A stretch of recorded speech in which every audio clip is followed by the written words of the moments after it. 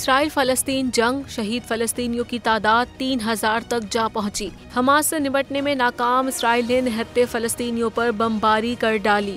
एक ही रोज में 410 फलस्तीनी शहीद हो गए।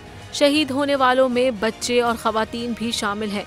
शोहदा की मजमूई तादाद तकरीबन 3000 हो गई और 9000 जख्मी हैं। इसराइल हजारों टन बारूद गजा पर गिरा चुका है और सैकड़ों घर तबाह हो चुके हैं। जंग के दौरान 4 लाख से जायद फलस्तीनी बेघर, जबकि 20 लाख पानी से महरूम है।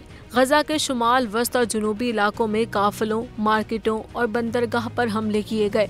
इसराइली बमबारी से 4 गैर मुल्कियों समेत 9 यरगमाली भी हलाक हुए हैं। उधर इसराइली अफवाज ने गजा से नकल मकानी करने वाले काफिलों को भी निशाना बनाया है, जिसके नतीजे में 70 अफराद शहीद हो गए। गजा पर बरी, फजाई और बहरी हमले की तैयारी मुकम्मल करके इसराइली वज़ीर आज़म नेतन्याहू कहते हैं कि जंग के अगले मरहले का वक्त आ पहुंचा है।